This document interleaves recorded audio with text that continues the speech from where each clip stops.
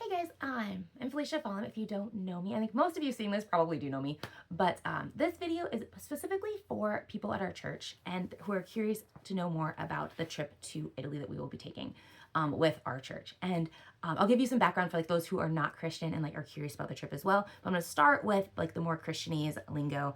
And if I put it on YouTube, I will try to let you skip to where I start talking more about like the cultural elements and different things besides just the ministry element. So. But to start with, we'll be working with Ryan Hale, who's a long-term missionary who has lived there. He has about spaces for about 6 trips a year, and our church is one of those that we've worked with him several times, and so we can go most every year in one of those 6 slots, which is really a really cool blessing, a really neat thing to be able to go there and work with someone who is on the ground working with people from all of these unreached people groups. We'll be doing trainings with Ryan in the mornings and in the afternoons primarily, and then we'll go out and we'll practice those things that we're learning. So we will be sharing the gospel with probably 20 different groups of mostly refugee men each day, and will be the goal that then be connecting the people of peace or the people that are interested in learning more, the people that maybe already know the gospel, maybe already are Christian and want to dive deeper or like really solidify their faith. The people of peace within the communities that are there, within these unreached people groups, within these people groups that God has been preparing for this. And so we're connecting those people to the missionary there and to his ministry. They have a bike shop. There's a group, several different families, but Ryan's the one that I've worked with the most, I'm most close with. They have a bike shop and they do Bible studies, they do ministry training, they have church that meets in the bike shop as well. And I don't know where they're at on this now, but there's been talk about wanting to do, there is a community garden as well. There's been talk about wanting to do, go to the refugee camps and then take the people in the camps on bike trips and different things like that. They also have a repair shop and there's a lot of bicycle usage in this area. And so it's just a really neat, there's just different elements to the ministry and the organization that's really cool. So, but that's what we'll be doing. We'll be looking for people of peace, connecting them and doing lots and lots of missionary training. And one of the really cool things is that we get to come back and ideally we will be able to share with Reliance, the church body here in Tri-Cities, and be able to like teach you guys some of the trainings we did. And also like be really excited about doing missions here because we have so many internationals here, you guys. Like one of the questions like, why can't we do this at home in Tri-Cities? And like it was last year. And now he's going on the trip. The husband of the wife who asked that is now going on the trip this year. And my response is like, you can go down to Kennewick and you can talk to people about Jesus and religion and belief. And like you can connect them to different groups and communities. Like you can go and hang out with refugees often, like anytime you want to, like and build relationships with people from different cultures. Like you can just go learn about a different culture in Tri-Cities pretty easily. But I think one of the hard things that you can't do at home is take a week off and 100% dedicate yourself to learning about ministry, studying the words, going out and actually doing these things all day.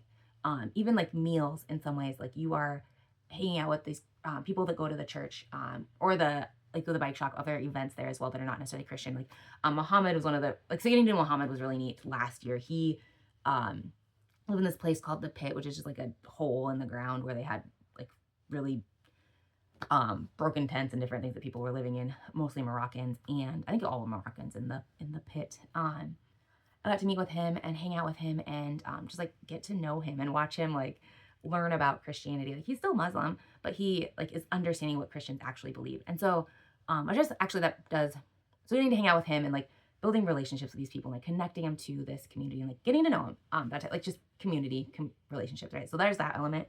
One of the really cool things that kind of brings us to though is a lot of the people that we'll be working with are from like what are called unreached people groups. If you look at the Joshua Project, like they're the 1040 window, like where Christianity doesn't exist. And so I think in the States we kind of have this like, we don't talk about it, we don't talk about religion, we don't talk about politics, like nobody wants to hear about it, like it's just fighting and we get grumpy about it. But most of the world is more open about culture and politics and religion and life and like those types of conversations. Like most of the world, if you go to like a Muslim friend's house or like if one of our Muslim friends comes here, like you come and you talk about it. Like you ask how they're doing, like you ask how they're like you engage about religion. It's just how you just talk about it because it's important to you. And it's seen like if you're not talking about it, it's not important to you, you don't value it. And so it's just a very, I feel like I didn't do a good job of explaining it, but it's very accepted and very common and very okay to talk about these topics with people. And so the people from these areas, the 1040 window, the like unreached people groups, most of the people in these areas have never actually talked to a Christian. They have no idea what Christians actually believe. And so like as a Christian, I do believe that everybody has, and this is more for like the people that aren't Christians, right? Like, but as a Christian, I do believe that everybody should have the opportunity to at least hear a biblical explanation of who Jesus is, what the Bible is, and what we believe. Like I do believe that everyone should have that opportunity, and it is an opportunity. And I think it's like I know there's a lot of people like don't agree with Christians or don't agree with how it's done and that type of thing. And fine, but I do believe that every person should have the opportunity to hear it. And I'm not gonna be like you have to change everything about your culture like that. That's silly. There are plenty of things that a Muslim. There's actually a lot of really cool things that like Muslims and Christians agree on, and you don't have to totally leave your culture to decide to follow Jesus. There's lots of things that are culture and not specific to a religion. That's a whole different topic though, but yeah, it is. I think there is a real beauty in allowing people, giving them the opportunity to hear Jesus and the story of Jesus and who he is and what he did. And the first year we used a way of presenting that called Creation to Christ, which goes through the creation of the world and then like ends with Christ and what it means to follow him and why. The one we'll be using this year and we did last year is called the Three Circles. I need to review it again because I've not been practicing it much this year at all. But it starts with God or Allah's created perfect, beautiful world. And then we believe that Adam and Eve, or Ewa and Adam, sinned and ate the apple. And that there's elements of this that are pretty similar in both religions, both belief systems. And so then the world was, there's a curse. There's a curse on this world. And we live in this world. Jesus came so that he could restore us back to that world. And he came, he lived a perfect life. He was fully God, fully man. Because he was fully God, he has the ability to forgive our sins and bring us back to that connection, that right relationship with God. Because he was fully man, he is able to be a substitute for us. He is allowed to pay it.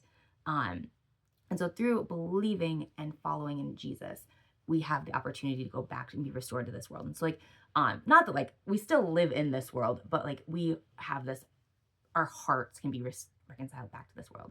And so like this, the world we're living in, we still will be living in that world, but we have the choice to, so in this world, one of the things like, there's like, you draw it on a piece of paper, that's like little squiggle go off, and like drugs and like depression, like all these things you're doing to try to find back to peace, back to a calm with God, a peace in the midst of chaos. And those things, we can put them on the cross, and that through faith in Jesus, through understanding ourselves and our life and our whole everything through Christ, we can go back to this world. So that's kind of like the simple, there's tons of like more in-depth explanations of it. And I have a picture like I use to show people, and like, yeah, even like friends just talking about like what we believe and stuff. So that's what we'll be doing, is a big overview of it. One of the questions, actually, I might go through I've made some really notes that have been really hard to follow. So yeah, so I know there's like, so it's back to the Christian audience mostly. But I know there's some, like stigmas against short-term missions, and, I understand that. I think it's really easy to like go and build a swimming pool in a desert that is never going to be filled with water. Or there's like we can go do something like, let's go do American something, and, like, let's Americanize these people for a week. And that's not what the goal is. Also, if you are working with someone and you don't have discipleship set up afterwards, like that's not good either. And so with this trip, we are specifically working with a long-term missionary who lives there. And so every other trip, he has had specific goals for us to do or things that we will do there. Like we do a scavenger hunt the first couple days to help us just kind of like figure out the area and like be a little bit more independent. But on those scavenger hunts, we also have to bring back like peanut butter for the family that lives there. And if he's looking for someone specifically to translate, the first year he's looking for a Senegalese person who spoke English. And so he was looking for a translator for that. And then this last year, he was looking specifically for a Bangladeshi who spoke English. And he was looking for a translator there as well. And so that was, like, so there's things like that we are working with the missionaries, the people that live there, things that they don't have time, like they don't have time to walk around all day when you're running a community garden and a bike shop and a church and like all these other things. It's just, and you have a family and the list goes on, right? And doing trainings and yeah, anyways. So we are helping the long-term missionary in like practical needs as well. One of the other cool things about this trip is that we will be doing like pretty in-depth in-depth, is that the right word? Pretty deep, like in-depth training that is really hard to do at home. Like it really is a week-long retreat where you are working, you're out on that, like they're long days. Like you get up in the mornings, go get breakfast, walk to the church or the bike shop, do training, go out, do lunch while you're out in the day, and then go back for like another training or dinner or an event. And then you go to dinner, or like you do dinner at like 8 or 9. And then you go to bed, walk back to your hotel, go to bed, not like Airbnb. And then like they're long days. And so you are practicing the ministry things that you're learning, and you're going out on the streets and you are connecting with people, ideally people of peace. I don't know if I explained that in this video. I've done like 20 tries on this. So, and then ideally we come back and we can strengthen the church body.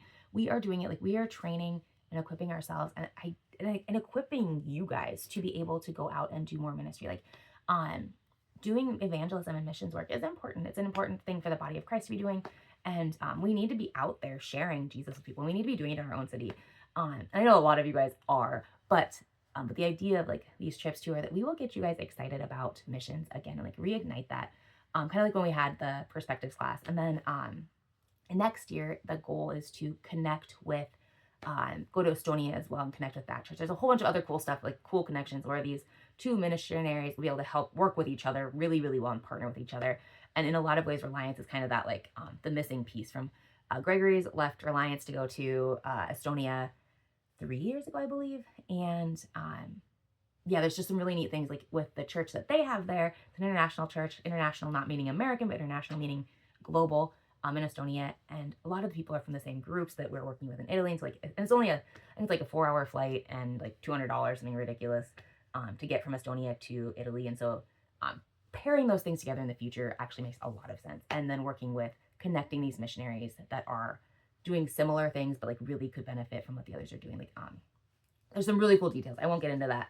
But so in addition to strengthening our church body, we are reconnecting with the Gregory's, who you guys will get to meet in May, I believe, at Reliance. And then connecting with the Hale family, who we've partnered with for several years. And I have no idea what my handwriting is, like chicken scratch. But share the gospel, freedom of religion. Oh yeah. Yeah, just believing that people have the right, like it's a beautiful thing for people to be able to hear it.